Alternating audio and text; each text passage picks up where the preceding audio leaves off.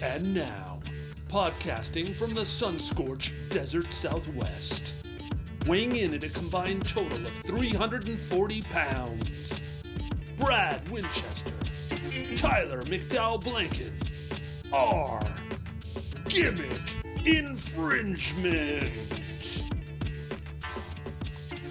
Welcome, everybody, to the Gimmick Infringement Podcast. I am Brad Winchester, and with me, as always, is my tag team partner, Tyler McDowell-Blanken. Tyler, it's a golden weekend as we record this. The men's and women's basketball teams took home the gold medal. The women by mere inches. Wow, what a game. I'm still excited. How are you doing? I'm still on the high, Brad. It was giving. Do you remember a few years ago, Brooklyn Nets, Milwaukee Bucks, Kevin Durant, his toe was on the line? Yes. So Gabby Williams, amazing shot for France. Incredible. Giving what a game. KB vibes. What a game. If we can rewind on Saturday. Same matchup, by the way. I think that was the first time in Olympic basketball history. Yes. Men's matchup, USA versus France. Women was the same. For the men, heck of a game. Steph Curry simply reminding folks that he is that guy. I believe how was that his first Olympics? It's wild. I heard that too. I couldn't believe it. That's shocking. I believe the call from Mike Tirico on the broadcast. It could have been someone else, maybe Dwayne Wade. I don't remember, but they said Steph Curry is inevitable. Yeah, it's like and then at the end, LeBron saying, "Well, you're the dream team, the redeem team." Is like, "We're the Avengers," and just walked away. Yeah, very on brand. 100%. So Steph struggling throughout these Olympics, but then those last two games against Serbia, my God, and France, just reminding folks that he not only is the greatest shooter of all time, but maybe the greatest point guard of all time. We got KD having a great run, Braun still being my go, even Devin Booker being one of the five to finish these games. Great look for Phoenix Suns fans. I'm not sure how that's going to translate into the regular season. Maybe room for optimism, but the men did their thing, really exciting. The women came through. Copper. Shout out to Ka. Yeah. Speaking of Phoenix athletes, yes. She had an amazing game against France. You got Stewie, you got Asia, you got BG, full circle moment, her hoisting up the gold. That was so cool. Biting on the medallion. Getting emotional and during the anthem.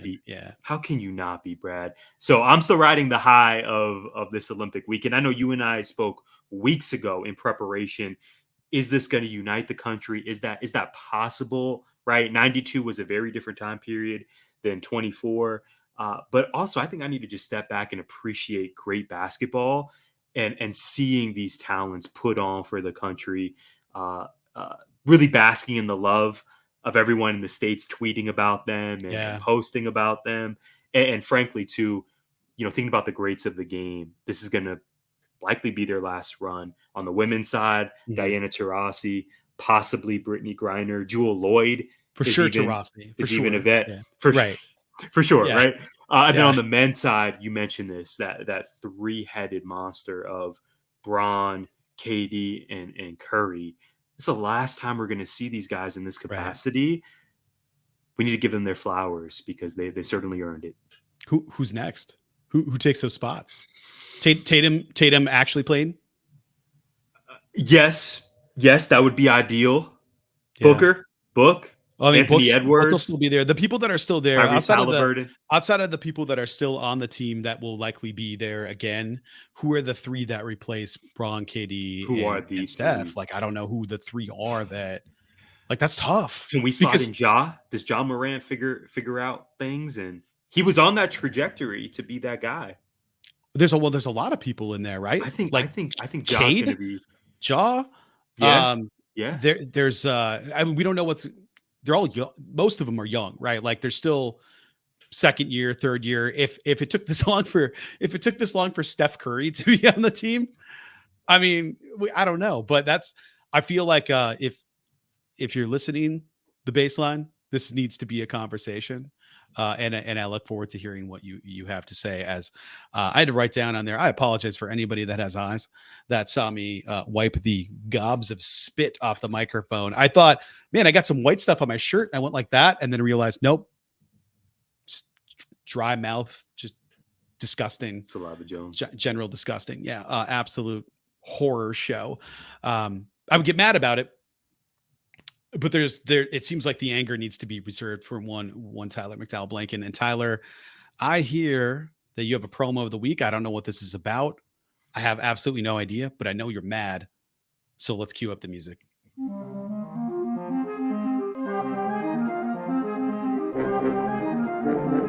And now, the promo of the week.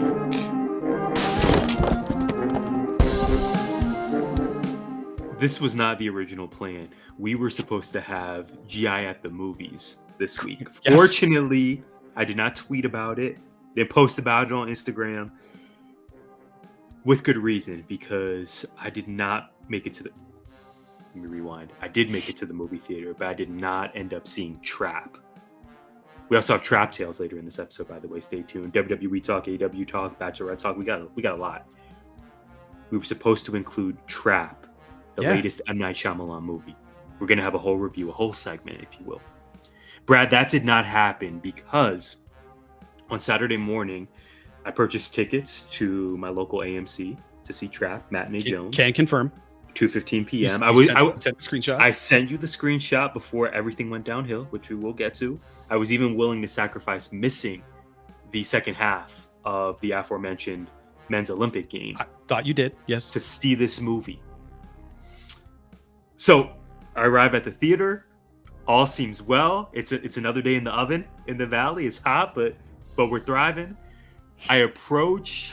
This is my pops and I were going to say this. We approach the front of AMC, and there's a sign on the door, and there's a wet paint little yellow cone situation.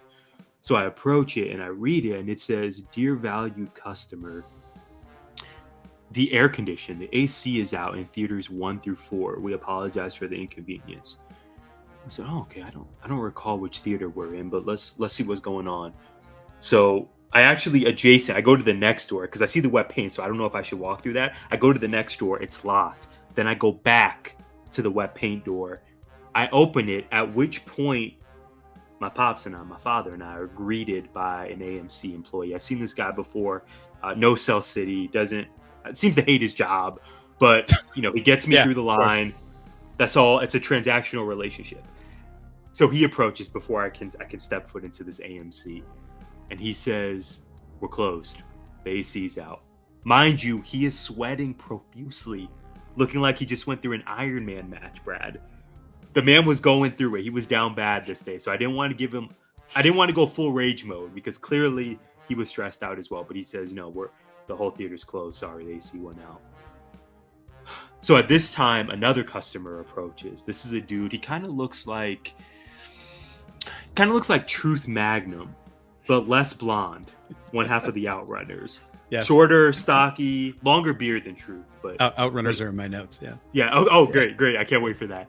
So he instantly goes to rage mode. He says, "Yo, we have a birthday party that's about to be here today. I spent $200 on tickets." The employee sells it. I chime in and go, "Refunds?"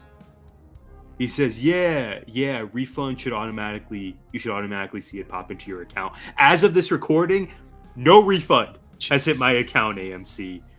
We do the walk of shame alongside the dad who organized the birthday party. That poor guy. Other moviegoers are approaching us and they say, "Yo, what's the deal? Is it closed?" You say, "Yeah, the AC's out." They walk away full of piss and vinegar. We walk away. We go home and catch, we caught the end of the Olympic game, which was nice to be able to see that with my dad. But I didn't see this movie, Brad. And this is a situation where all of my momentum and excitement, it was completely crushed. One could argue I simply could have seen a later showing at a different AMC or open my Harkins app and go there. But I felt so defeated that I just simply took the L and have accepted the fact that I'll just see Trap when it hits streaming. I'm probably not going to see it in theaters. Maybe this was an omen from the movie gods that I wasn't meant to see this movie, but I need my refund and I need AMC to fix their AC and their employee training on customer service. AMC Deer Valley 17 sucks. The customer service is awful. and I didn't get to see Trap this weekend. Man, I'm actually angry for you right now. I have a very similar AMC related story, but it wasn't because the air conditioning went out. I could not get a refund for Twisters. So I went on the app.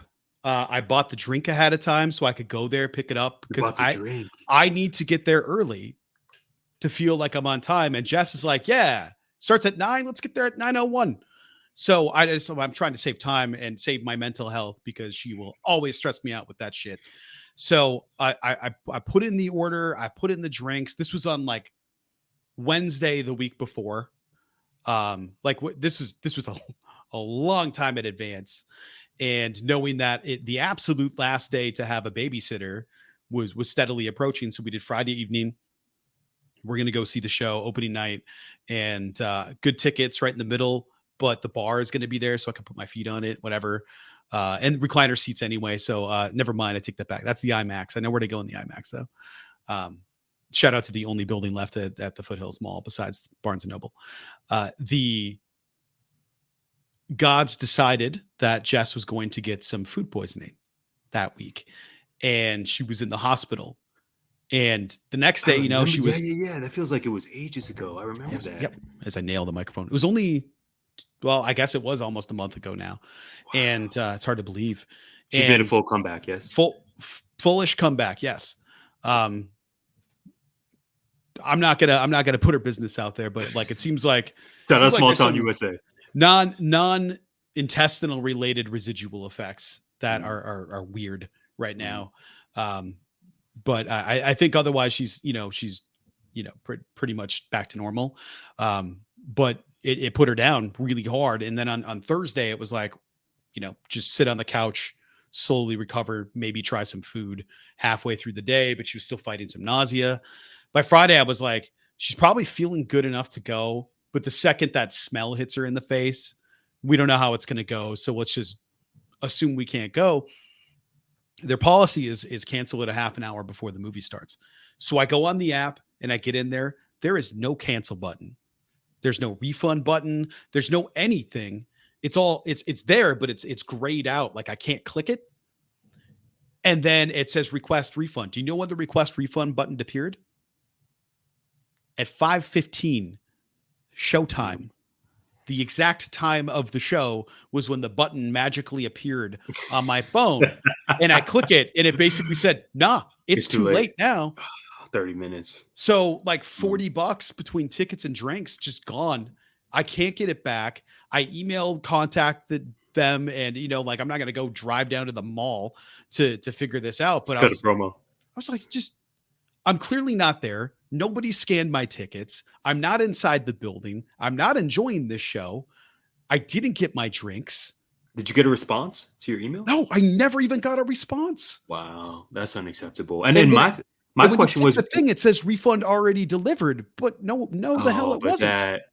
You've checked. Yeah, that's not okay. And my concern, speaking of the app, because I'm when I said the customer service sucks, I'm checking now. At my AMC, I have a lot of affinity for AMC. This was a childhood AMC that I attended, and I'm kind of lasering my rage onto this one particular unfortunate employee that we've interacted with. My issue was, Brad, speaking of the technology component of this, the app, the AMC app. Why wouldn't they send a push notification to those of us who purchase tickets? Why would you waste? I feel like that would soften the blow of the AC going out. We understand ACs go out in Arizona. That's a common occurrence, especially over summer, but not sending out a push notification. I'm sure the mechanism exists in 2024 where you could do that for folks who purchase tickets for later showings that day. Not doing that, waiting until folks show up angry, surprised, and thus angry. I would imagine they could have saved a lot of angry customer interactions. I would imagine the dude we ran into spoke with angry customers before us, and thus, we got to speak with him after that situation. But not good all around. AMC in Southern Arizona, AMC up here. We got to figure some things out. We're trying to support your business. I'm real upset about this. As you should be. You bought the drinks too. I didn't do that. You had the whole deluxe package. I'm looking in here. There's no contact. There's thank you for seeing the movie. Share on social media. Do you have that option? Share that you Just saw it at AMC. just amazing. Yeah, I'm sure it's in there, but I in Show on fact did Facebook. not. I got all the auto generated. Here's your weekly tickets. Yeah, I want my money back. I don't care about your weekly ticket. Give me my cash. I want my money. I want to be able to go to the next. I want to go see Deadpool, but if you're not going to give me my money, I'm going to go ahead and go to the Roadhouse. Well, Brad, I don't know if you meant this transition, but speaking of cash and getting one's cash, I want to know if you're ready to elevate your fantasy sports experience with Prize Picks. During the women's basketball season, you can win up to 100 times your money. Imagine turning a $10 entry into a whopping $1,000. If you're looking for promotions, Prize Picks has got you covered every single week. From lowering select player stats projections on Tuesdays to helping your lineup hit or getting your entry fees back if you have a losing lineup on Fridays. You already know women's basketball is on fire, with stars like Caitlin Clark and Angel Reese looking to make names alongside the greats such as Brianna Stewart and Asia Wilson. You could win up to 100 times your cash watching them ball out. So download the Prize Picks apps today. App, singular, there is one. And use code CLNS for a first deposit match up to $100. That's code CLNS on Prize Picks for a deposit match up to $100. Pick more, pick less. It's that easy. Tyler, we got WWE talk. We got AEW talk. So let's get into it. What is your WWE question for me? That we do. Let's get right into it. Roman Reigns laid out the bloodline to close SmackDown. The crowd cheered. Solo Sikoa managed to escape. And this could go in many different directions.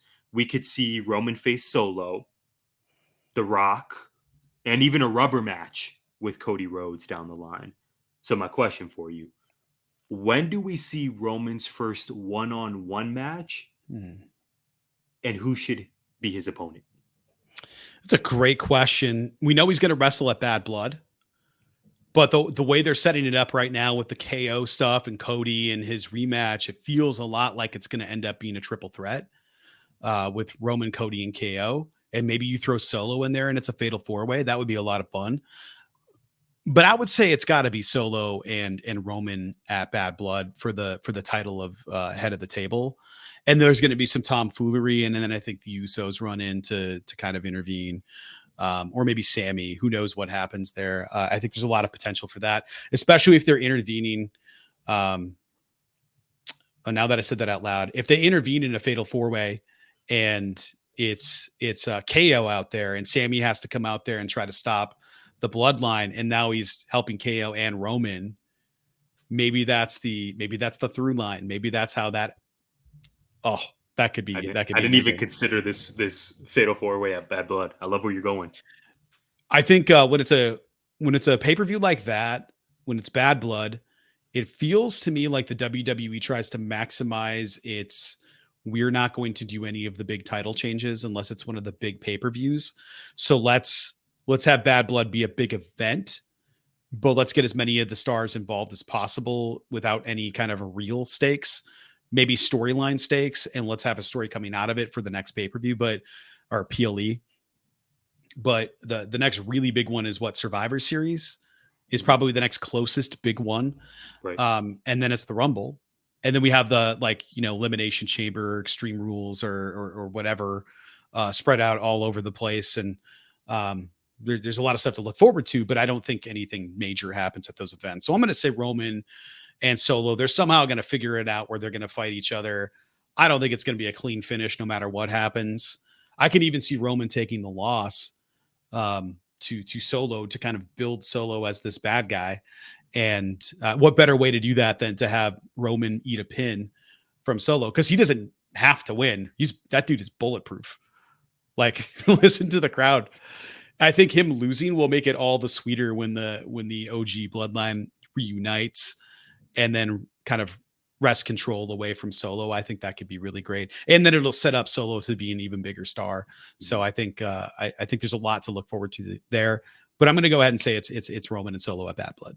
We're in a great situation because Roman has the next year to year and a half of storylines and big time matchups. I Yeah. love where you're going, Roman versus Solo at Bad Blood. That's super on brand. It's in the title. That would be Yes. great. Roman versus Rock. Whenever Bad we Bloodline. get that, I'm of the mindset it has to be at WrestleMania or at a It's gotta special be Mania. special PLE named Yes. after them. Yes. It's the only option. Rock Bottom. Yes. Bring it back. Exactly. Yeah. Exactly, Brad. Well, Bad Winchester, Blood's back, very so who creative knows? man. And the eventual, and this is where my mouth is really watering for Roman versus Cody, that rubber match. Whenever we get that, and potentially, if we're in a situation where I was thinking about this in AEW this past week, MJF versus Kyle Fletcher, and how the roles were reversed. They faced each other at All In a year ago in that tag match. Aussie Open versus MJF and Adam Cole. MJF and Adam Cole were the good guys. Totally flipped a year later. If we end up in a situation, perhaps next year in 2025, where Roman is the good guy and Cody is the bad guy, man, that's, to me, that also has WrestleMania written all over it. That's on the poster. That's on the billboards. I agree with you that Solo is the way to go. I definitely want to include a Roman versus Jacob Fatu match somewhere along the line. To me, that's also that's going to be so good. Premium live event worthy. Yes. So we're in a great situation. I'm so happy that the OTC is back. The chant is over already. I'm sure the merch is moving. We are in a great situation with Roman Reigns, and for the next year to year and a half, we're just going to be feasting on these storylines. Agreed. Yeah, totally agreed. And I also completely agree with you that I think it's going to flip. I think Cody is going to organically become the heel. How good would that be? He's going to need it by then. But they already planted the seed. You know, The Rock is going to get a babyface pop when he comes back. Even if he's final boss bad guy Rock, he'll be beloved. It won't matter because he's going to show back up, and maybe he won't be. Maybe he is the true heel in that story, and he does wrestle Roman next year. But he whispered before leaving into Cody's ear. Remember, like, I do. Yeah, but you disappointed me, or you let me down, or you lied, or whatever it was. You betrayed me. I can't remember what it was, but it was like, oh, we're going to find out why Cody's the bad guy here. We don't even know what that is yet. They haven't even peeled that back yet. We saw Roman and Cody have that moment where Roman was there helping him, but he wasn't helping them. He was just hurting Solo. And, you know, like that moment was incredible, but they had that exchange. I think Roman knows. I just think he knows what happened there. And that sets, man, I'm so excited. It's going to be great. I mean, that could be the next two WrestleManias for Roman, quite realistically. Roman versus Rock, Roman versus Cody, particularly, you know, possibly in that order. I just, WWE's in a really great place at the top of the card right now. 100%, man. So I have a little bit of a different question for you. It is a WWE question. So Roman is back. Cody challenged KO to a match. I'm recapping stuff here that we already talked about because it's in my notes as well. But the Olympics are in full swing. If you were to send one men's athlete, we're not gonna go women's, but one men's professional wrestling member of the WWE roster to a professional wrestling Olympic event, who would it be? And would you risk sending one of your champions? Wow. To compete in said event. To compete in not the just to professional wrestling event at the Olympics. If there were one. Wow. Gosh. From the WWE, who would it be? Yeah. Would you risk the champ? I would risk it, of course. There are so many options. Some of the people I'm thinking of that, you know, are top of mind. Of course, Chad Gable, given his bona fides. Yes. Roman, Cody, I mean, you know, handsome, athletic dudes. Obviously, we know my affinity for Montez Ford and him being a single star. Shout out Angelo Dawkins always. I want to go with Otis. Yeah. Because the charisma, yes. the who would fans get behind? Who could unite us? I think Otis is so appealing. He would be my choice. We know athletically, there's just that moment of you see him and he's able to pull off feats that you don't think are possible. Otis is my guy. I find him thoroughly entertaining, and I think he would be a great representation. But you said champs. I mean, Cody, So Otis is kind of my like fringe pick in terms of champs, man. Cody embodies that. He has the tattoo. He's the American Brad, nightmare. He is the American nightmare. Yeah. My heart says Otis just because I have a lot of affinity for him as a performer. But now that I'm talking it out with you, my head says Cody Rhodes. He's earned this. It is his entire persona.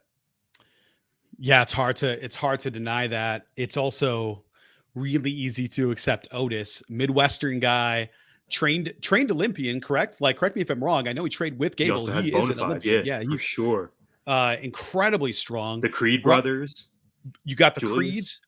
Braun Strowman is a champion power lifter. Like there's so many options. Now you have Mark Henry's kid signing over there.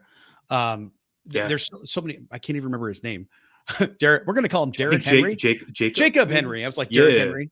I'm thinking of NXT like two Obafemi. giant legs. Yeah, we know he came from Alabama. Shot put, right? Like, but then there are other people that I'm like, Stratton. well, who wins in this Olympic Games? Because you know that Gunther is going to be representing Austria, and you know that Shinsuke Nakamura is going to be coming out for Japan, and you know that Sheamus is going to be representing Ireland, and then Drew is Scottish, and you have all of these different people from different lands all in the WWE. We got Stephanie Bacare, we got Julia coming in. Yes. Chile. Well, that's why I said men's. Men's I feel like is a little bit easier to narrow it down. Sure. And harder for some reason. But like what's the women's champ that you send that is a representative of the States in WWE right now? In my mind, it's easy, and it's Bianca. For sure. And I don't think it's anybody else. Like when you first asked this question before the qualifier, I instantly thought of Bianca Belair. Yeah, of course. That's a layup. That's who I thought of too, and that's why I said it's like, who is it? Because it's harder because there's so many different. I don't know. There's a lot of United States men's talent that have different levels of experience, charisma, looks, all of those things that you mentioned. I'm going to go with your first pick. I'm going to go with Otis. I think he's a better rep than Cody Rhodes. I just do. Otis never. What's his outside of WWE career look like? Yeah. Olympian competition. Olympian. So That's about I feel like his story is easier to get behind for the mass at an Olympics event versus a pro wrestling event, which would be super easy to get behind Cody in that. But like, I'm just imagining Otis getting handed the medal to, oh yeah, like just exactly. And then doing like a little shimmy up on the podium. Yes, like I love the gimmick. It would be incredible. It would be incredible no matter what. So I'm gonna go Otis there. I thought that would be a fun question because it's so ridiculous and preposterous. And sometimes ridiculous and preposterous happens at the gym. It's time for another edition of Trap Tales. Cue up the music.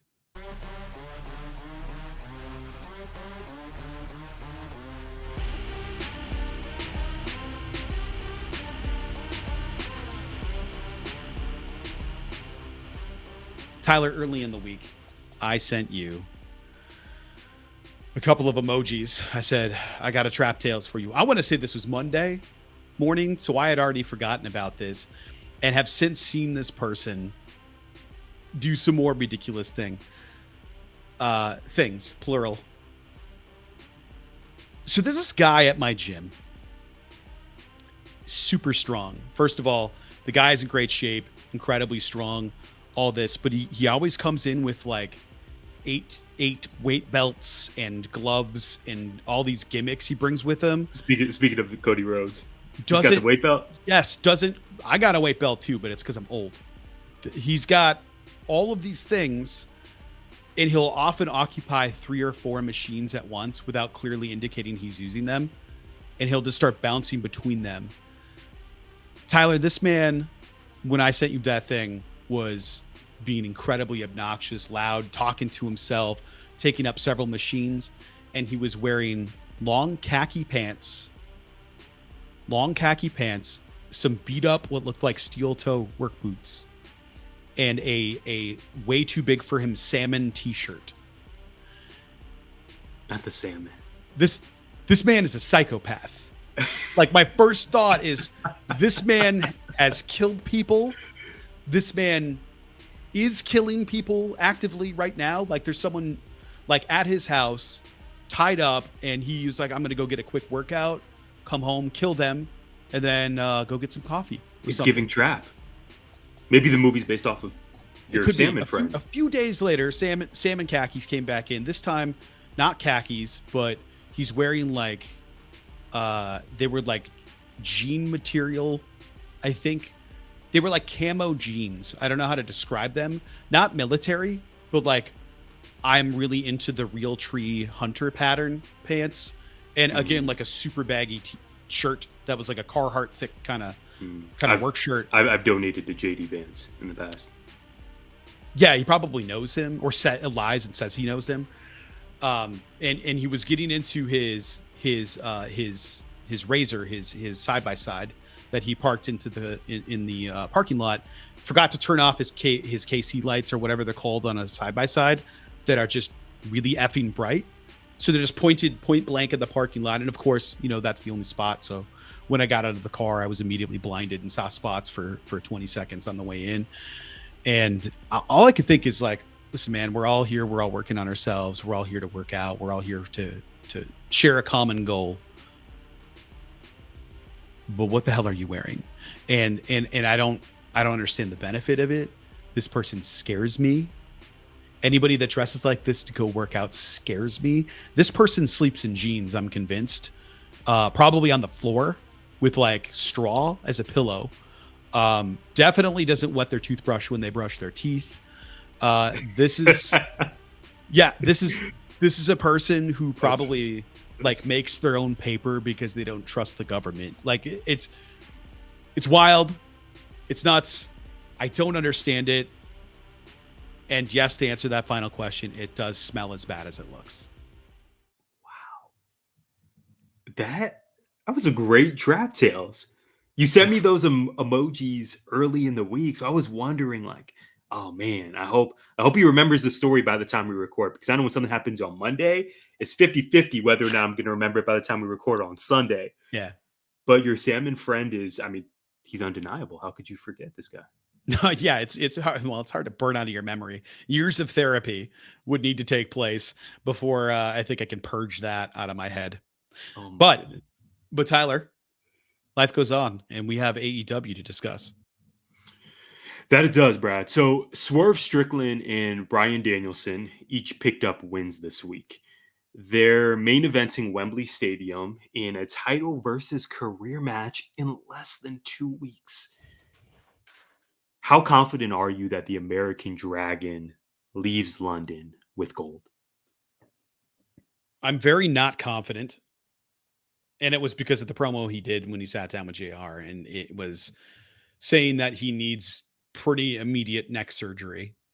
That made me go, oh, if he's talking about surgeries he has to have, either he's really planting that seed of doubt that make people like me think, oh man, he's not winning, or he needs surgery, which, I mean, he probably needs surgery. There's been a couple of landings where he's looked a little awkward afterward. And I know he's great at selling and telling us that he's hurt when he's not. But there have been a few where I'm like, I don't know. That seems like a bad place to land for somebody that's had fusion surgery. So we'll see what happens. But I'm not confident that he's going to leave as champ. And Swerve's run, I don't really want him to leave as champ. I'm totally flipped on this. I really want to see Danielson get the big belt one more time before he hangs it up, a la Sting with the tag belts. But man, I don't want this Swerve momentum to stop. He put out a banger with Ishii this week. It was great. That was a really fun match, and I was shocked by it. I was surprised. I shouldn't have been. They're both awesome, but that was a great match. It was a lot of fun. So yeah, low confidence that he's going to leave as champ, but I hope he does for the career and for all he's contributed to AEW and to wrestling in general. Man, does that man deserve it. But also not ready to see Swerve stop being champ because I love him and I love his run. Yes and yes. We actually have different perspectives on this one. I'm 100% confident Danielson is leaving London with gold. I do agree, and this is total pun intended.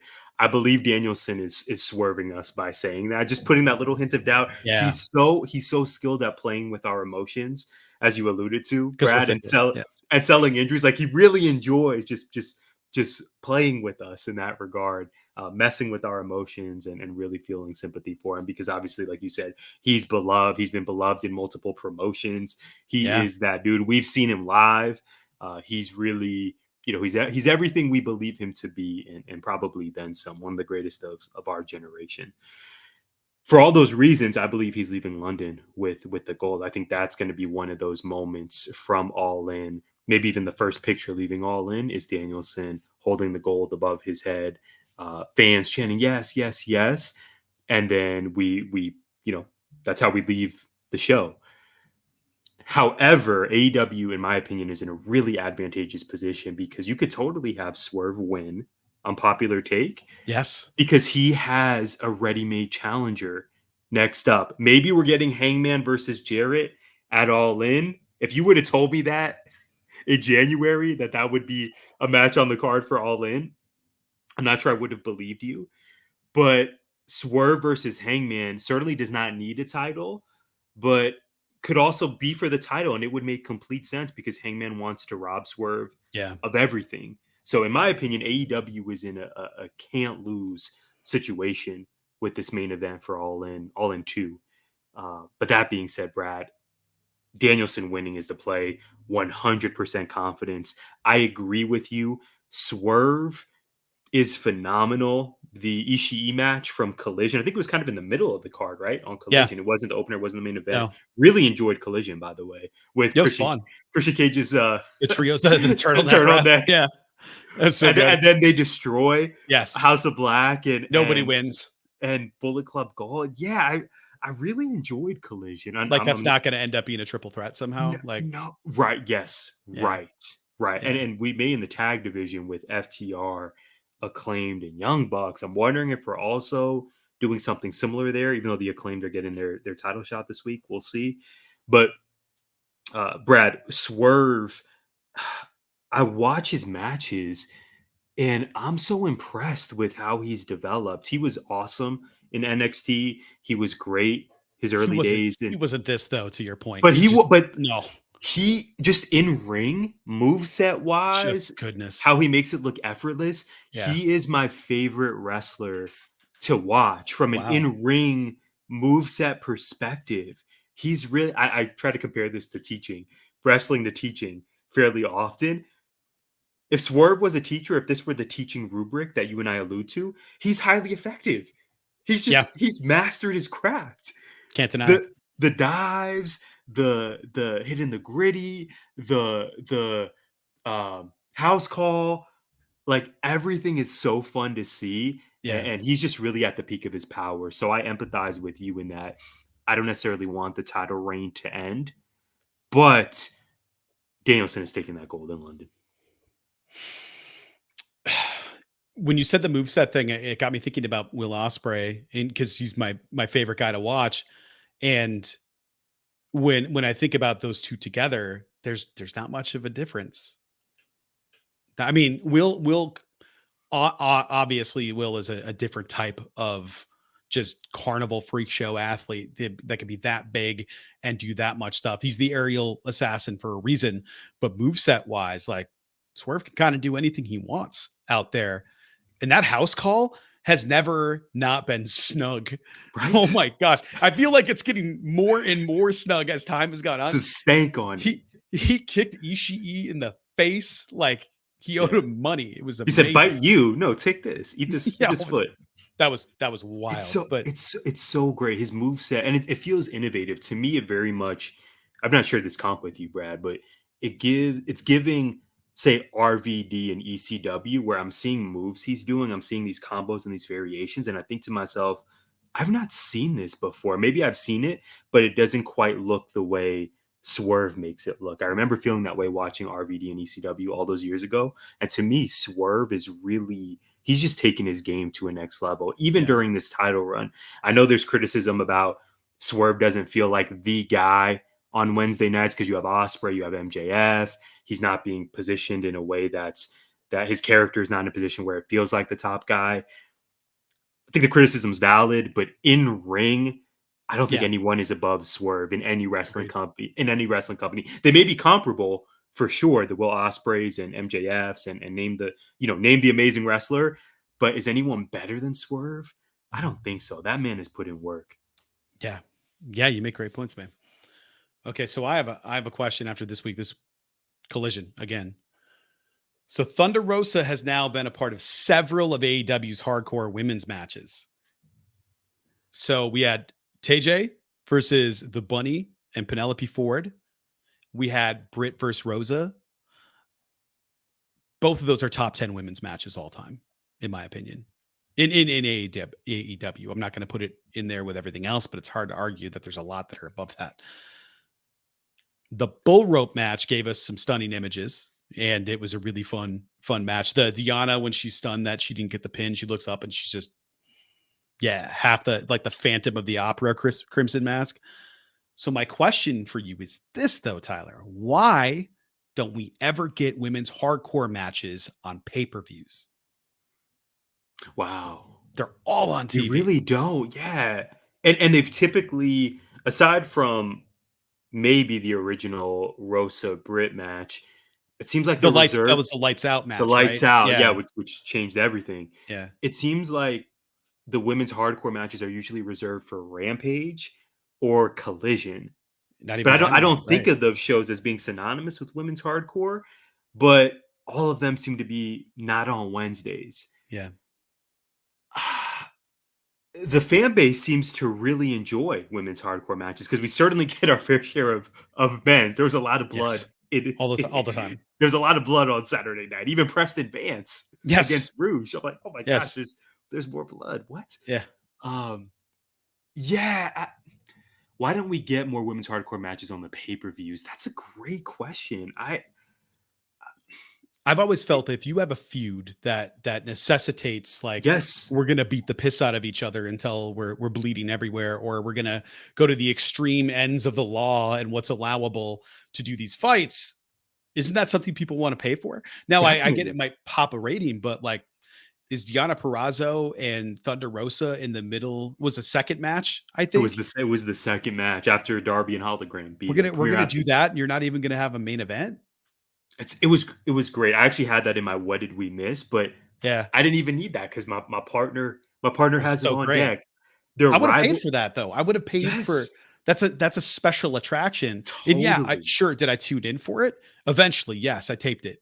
But I was just surprised that it's not on there. And Dustin Rhodes with the intro. Oh, so good. That package was so good. Phenomenal. That's what she said, by the way. And then we've had a few of those opportunities. Yeah, I'm surprised it took the 45-minute mark.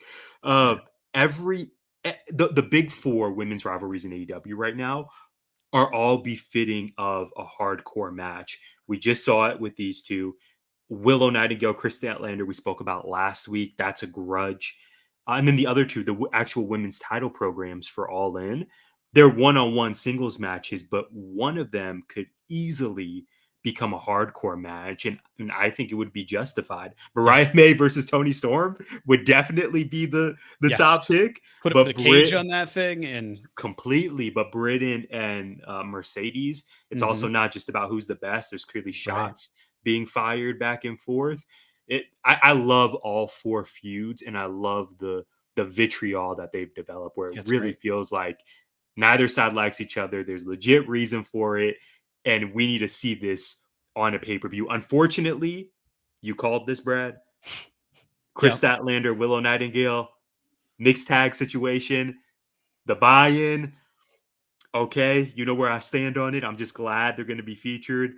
But I love that rivalry, and especially given their hardcore past on AEW, that could easily be the next one up, and certainly would be, in my opinion, be befitting of a pay-per-view slot. The only thing that bothers me about that calling that is that the part that I'm now looking forward to most in that is it's not Willow, it's not Stat, it's not Ishii, it's what's going to happen to Stokely. So because he's now involved in that. Like, that's the part everybody wants to see, right? Like, oh, we want to see what happens. Is Willow going to get him? Because that would be the move. That would be what I want to see. The babe with the power bomb. Oh, just watching him get power bombed out of his shoes by Willow Nightingale would be awesome. This is the second time we're going to see him in ring, right? First time was against Hook on Dynamite. I want to say for an actual match, I'm pretty sure that's what. Yeah, that's where you wear the one piece, like the unitard. Yeah, wasn't it Nation of Domination inspired? Yes. Or am I making that yes. up? No, I'm pretty sure it was. Yeah. I'm super excited for it, but yeah, it's unfortunate that it's just going to be on the buy end. But I'm glad they'll be at least involved, because not everybody will be there. You know, who knows? AEW does a really good job with pay-per-views. You just know they're always going to have 35 matches, and they're going to cram it in the tight window of 12 hours. So it's going to be a grind. Yeah. In less than 2 weeks, it's hard to believe. Something we don't have to wait 2 weeks for, Mr. Winchester, is a new episode of The Bachelorette. But that's how you say the word. But before we get there, I need to provide a recap on what you missed over the last week, including some spicy rumors from Bachelor Nation. So you know what time it is? Let's get into it.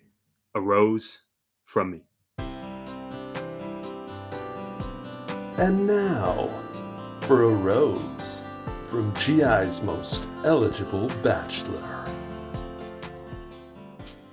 All right, Brad, here is where my exposition comes into play. Last week, I told you that Jen's ex made a surprise appearance on the show, easy for me to say, expressing his desire to give their relationship a shot. You remember this? Yes. Excellent. Yes. In a completely gangster turn of events, Jen respectfully declined the offer. The ex is gone. I love that. Jonathan, my only remaining pick, had a one-on-one with Jen, including a helicopter ride and some jacuzzi time. Fortunately, he received a rose. Sam is still probably making it to hometown, Sam from South Carolina. Grant has become one of my favorites. Thomas, the only Vietnamese contestant this season, was eliminated. There was a lot packed into 2 hours. So in summary, we're down to the final 7. My final 4 prediction: Grant, Sam, Marcus, Devin. I want to stick with the latter. Devin was the talk of social media this week once again. This time, not for his ongoing rivalry with Sam. Instead, Bachelor Nation discovered old tweets. You know where this is going. I heard that reaction. I'm not even looking at you right now, but I heard that reaction. I know it's coming. Bachelor Nation discovered old tweets in which Devin appeared to support conspiracy theories of 9/11 being an inside job, anti-Asian and anti-immigrant rhetoric, and a SoundCloud account in which he used the N-word. Brad, how do you develop the students you work with? You teach psychology, you teach mental and social health, you teach stagecraft. You're truly a Renaissance man. One of the reasons I love you. How do you develop the students you work with to be critical consumers of information and, dare I say, productive, kind humans? So I'll start with the second part. That's the first thing I talk about. I say, like, here's what we don't use as far as language goes, and here's why we don't use it. People in class will say stuff, especially in psychology, mental, social health.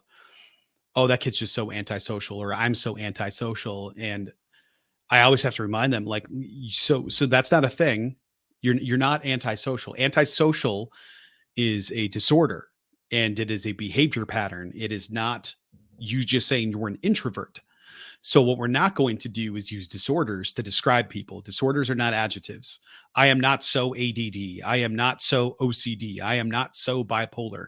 No, you're a human being with fluctuating emotions. You're not OCD because you straightened your desk. You are just neat. The end, that's a character trait. You like things organized. It's not a disorder. It's not, so my day is shut down and I will have a mental breakdown if I don't straighten my desk. Okay, now it's a disorder. So I always try to remind them of that. And then the number one thing they can do to combat mental health issues is be kind to each other. You will be a champion for mental health if you simply display kindness. I said none of us in here ever agree on every single thing. We always disagree on certain things, no matter what. You and I will disagree on things we have on the show, our predictions. That doesn't mean anything. If people are being kind to you and you are working hard, then the rest of it is either not up to you or none of your business.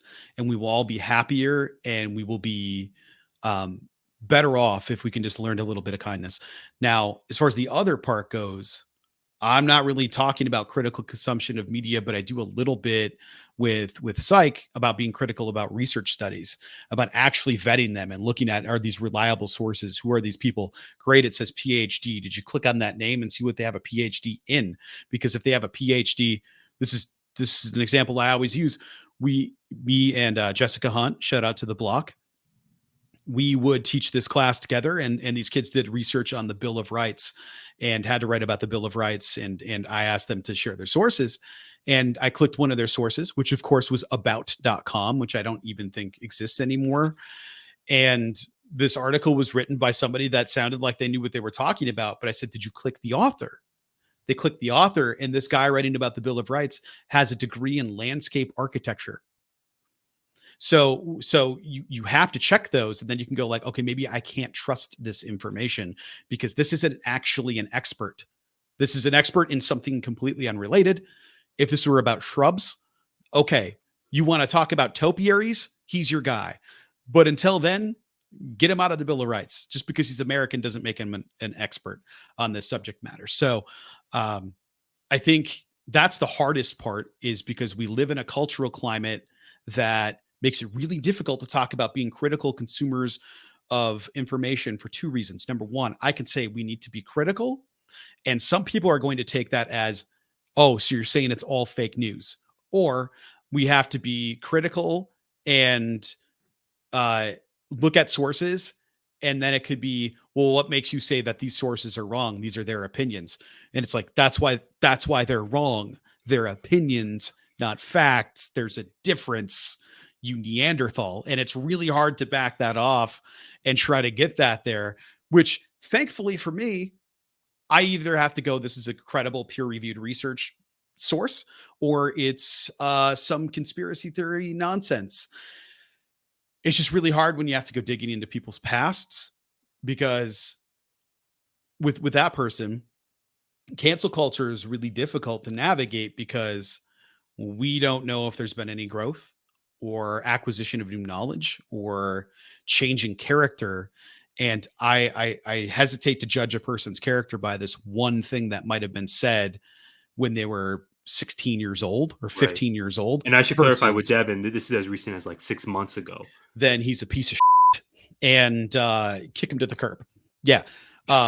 His case is pretty cut and dry, but you're right. For digging up, when we were teenagers, that's, growth happens. Yeah. I think a lot of us, it's a product of our homes and our environments where sometimes, we're not fed. Yeah. So it's so hard to, I don't know how to navigate any of this stuff, man. So, and we're, our show is largely based on and around professional wrestling. Arguably the most famous wrestler of all time, Hulk Hogan. Yeah. Very, very familiar conversation. And he is one of the headliners at FanFest in New York. You can buy all of his merchandise on WWE Shop. I agree with you that these conversations continue to be nuanced, especially in our world, not only our personal world and navigating friendships and working relationships and thinking about forgiveness, but also the entertainers that you and I discuss every week. Yeah. It's super nuanced. And I certainly have my opinions on the, some of the people we mentioned and others. But I agree with you in the sense that the way I choose to view this for my own self, certainly, and for others, whether I know them or they're celebrities who I've never met, the hope is none of us are above growth. We want to believe in people growing and listening and becoming the best versions of themselves. We want to believe that. Devin, He better not win this season, Brad. To me, my takeaway, specifically in my lane of Bachelor Nation, of The Bachelor, production needs to do their research. How many times have I come to you my season gosh. after season? Guri, Someone same ends thing, up you know? someone ends up being problematic. Hammered. It's just on Bachelor Nation to do the digging. And then we present while the season is still going on, probably not going to affect their ratings. It's a different conversation. But in a franchise that's been fraught with situations like this, their vetting process is atrocious. And Devin better not win this season. And no, I will not be going to Fanatics Fest to see Hulk Hogan, in case you were wondering. Shout out to Val Venus and the good work he's doing for trans rights, because the trade name got it expired and it was co-opted. That made me incredibly happy. But I think the key piece there that I'll last thing I'll say, because I yammered for 10 minutes, accountability. It's the most important thing, and I think if I can instill some sort of accountability to the students, they'll be better off. Nuance, like you said, it's complicated. Tyler, what do we miss? I wrote a few items down. First one I had was Rosa versus Purrazzo, but you already mentioned that. However, on Collision, the Outrunners, their vignette before their match with good. FTR, fantastic. Total 80s, 90s, Miami Vice. I really enjoy this duo as an act. I don't know that they're officially signed to AEW. Correct me if I'm wrong, Brad. I'm not sure. But they're just a dose of nostalgia, and I really enjoy their gimmick. So great seeing them on Collision. Another strong episode, in my opinion, from AEW on Saturday night. Speaking of wrestling, the Wyatt Six made their in-ring debut. They closed Monday Night Raw. Really excited to see what's next for them. I'm assuming we're going to continue this rivalry with Gable and the Creeds, but they've really been delivering, and the tributes to Bray, the music, the characters. It's all just really, really spectacular. Final two notes: Angel Reese's Reebok line was announced. It's going to drop later this year. Sneakers, some women's merchandise, kind of a unisex tee. It says it on the back: if they sleep on you, tuck them in. I'm like, oh, that's tough. That's so great. I may need to cop that. $40 is a little bit above my price point, but shout out to Angel Reese making a case for Rookie of the Year. Speaking of which, this Thursday, special episode of Gimmick Infringement dropping. We're welcoming the great Desmond Powell of Hip to the Games. We're going to be talking the biggest storylines of the second half of the W. Be sure to check that out. My final note, Brad, one of my favorite streaming shows is back this week. Bel Air, the Fresh Prince of Bel Air reimagined. That's right. It's back on Peacock. I don't just use Peacock for WWE and Dateline. I get to use it for Bel Air. It's returning this week, and I'm really excited to see what season 3 has in store for us. What did we miss? Excited to see what you and Des cook up. That is, in fact, open house, as long as the storm doesn't destroy the campus again. Thunder Rosa crying after a win. Just always. A big win, it's Thunder Rosa crying. Death taxes. Thunder Rosa crying after a big win. MJF and Fletcher tore it up. What a match. What a fun match. Kevin Sullivan passed away this week. My favorite moment of the week we didn't get to talk about, the Sheeta promo. Sheeta is the ace of this division. I was ready to get up and run through a wall. Sami Zayn speaking out on X about the bombing of a school in Palestine was just heartbreaking. And our thoughts and prayers with the family of Coach Louis Ramirez as they navigate a difficult time. Tough way to end the week, tough way to end this show, but check on your loved ones and tell people that are important to you that you care about them. Well said. Thank you, my friend. And thank you all for tuning in. Have a great week. We'll see you next time. Gimmick Infringement is a part of 19 Media Group. You can listen to us on Apple, Spotify, iHeartRadio, or wherever you find podcasts. You can also find us on YouTube via the 19 Media Group channel. Please like, subscribe, comment, and share.